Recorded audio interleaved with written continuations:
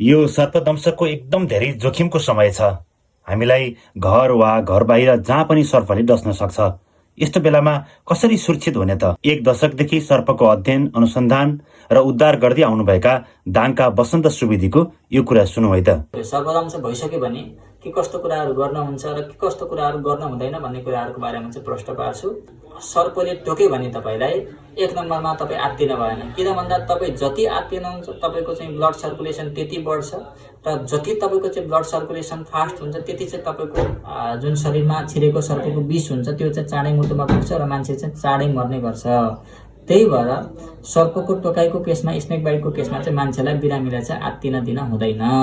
दोस्रो नम्बरमा नगर्ने कुरा भनेको जस्तै सर्पले हातमा टोक्यो भने मान्छेहरूले के गर्नुहुन्छ भन्दा त्यो टोकेको ठाउँमा सट्ट काटिकन चाहिँ खुन बगाइदिने। खुन बगायो भने चाहिँ विष पनि झर्छ भन्ने मानसिकता छ। त्यो सरासर गलत मानसिकता हो। के बुझ्नुहोस् भन्दा तपाईँले चाहिँ एउटा गिलासमा आधी गिलास दुध राख्नु भएको छ, त्यहाँ चाहिँ तपाईँले पानी मिसाउनु भयो भने अब त्यो दुध पानी मिसिसक्छ। मिसिसक्यो भने त्यसलाई तपाईँले पोखाउनु खोजेर पानी मात्र तल झर्छ त झर्दैन। त्यस्तै एकचोटि चाहिँ सर्पको विष चाहिँ तपाईँको रगतमा घुलिसक्यो होइन, तपाईँको शरीरभित्र प्रवेश गरिसक्यो भने त्यो तपाईँले हात काटेर त्यो रगत मात्र वेस्ट हुने, रगत मात्र बग्ने, बेकार, झन् उल्टी अरू इन्फेक्सन हुनसक्छ। त्यही भएर हात काट्न पनि नहुने रहेछ।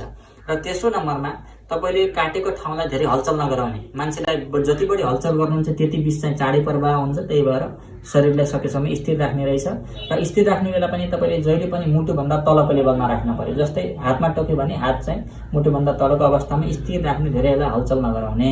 चौथो नम्बरमा तपाईँले के बुझ्नु पर्यो भन्दा सर्पले टोकेको बेला नर्मल्ली हाम्रो गाउँघरमा चाहिँ खुर्सानी खान दिइन्छ होइन। त्यो खुर्सानी खाएर चाहिँ उसलाई विष चढाएको छ कि चढाएको छैन भनेर चाहिँ उसलाई चाहिँ अब त्यस्तो खालको परीक्षण गरिन्छ। तर त्यो सरासर गलत छ। किन भन्दा सर्पले टोकेको अवस्थामा कुनै पनि कुराहरू खान पिउन दिन हुँदैन। यदि कुनै पनि कुरा सर्पले टोकेको बिरामीलाई खाना पिउन दियो भने त्यो मान्छे 2 घन्टामा मर्नुपर्ने मान्छे 1.5 घन्टामा मर्छ, 1 घन्टामा मर्छ। त्यही भएर खानेकुरा पनि नदिने रहेछ। र पाँचौँ नम्बरमा नर्मली हाम्रो गाउँघरमा एकदम धेरै प्र्याक्टिस के छ भन्दा टोकेको ठाउँदेखि जस्ट माथितिर मजाले कस्सेर चाहिँ रस्सी बान्ने चलन छ। यो कस्सेर रस्सी बान्यो भने एउटा के रिस्क हुन्छ भन्दा तपाईँको तल्लो भागमा चाहिँ के हुन्छ भन्दा रगत पुग्दैन। अब माथिबाट रगत आएको थियो, अक्सिजन बोकेर आएको थियो, यहीँ तपाईँले चाहिँ रस्सीले बान्दिनु भयो, जस कारणले गर्दा तलतिर अक्सिजन पुग्न पाउँदैन। यो तलको भाग चाहिँ बिस्तारै मर्दै जान्छ र अन्तिम अवस्थामा चाहिँ त्यो ग्याङ्ग्रिनहरू भएर चाहिँ त्यो हातै काटेर फाल्नुपर्ने अवस्था पनि आउन सक्छ। धेरै कुराहरू चाहिँ हामीले गर्न नहुने कुराहरू गरिरहेको रहेछौँ भनेर चाहिँ बुझ्नु पर्यो। त्यही भएर यस्ता कुराहरू चाहिँ गर्नु भएन। अब गर्नुपर्ने कुरा के हो त भन्दा मेन कुरा भनेको बिरामीलाई शान्त राख्ने। तपाईँलाई थाहा छ बिरामीलाई विषालु सर्पले टोकेकै थाहा छ भने उसलाई चाहिँ तँलाई त विषालु सर्पले टोक्या भनेर उसको मनोबल बढाइदिने। मनोबल बढ्यो भने मान्छे चाहिँ 1 घन्टा बाँच्न पर्ने मान्छे 2 घन्टा बाँच्न सक्छ होइन। त्यही भएर मनोबल बढाउने काम गर्न पर्ने रहेछ।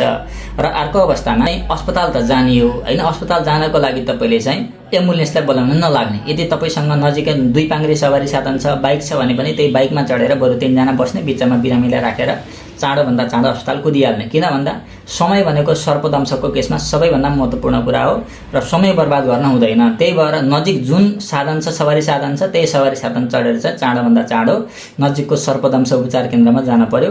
चाँडोभन्दा चाँडो तपाईँ अस्पताल पुग्नु भने तपाईँको जीवन चाहिँ सुरक्षित हुन्छ। र लाग्दै कुनै पनि बिरामीको चाहिँ यदि सास फेर्न गाह्रो भयो भने त्यस्तो अवस्थामा तपाईँले कृत्रिम श्वास प्रश्वास दिएर पनि उसलाई चाहिँ अस्पताल लग्ने बेलासम्म तपाईँले बिरामीको सास बचाउनु भयो भने बाँकी कुरा चाहिँ अस्पतालले गर्छ। यति गरेपछि तपाईँको चाहिँ ज्यान सुरक्षित हुन्छ।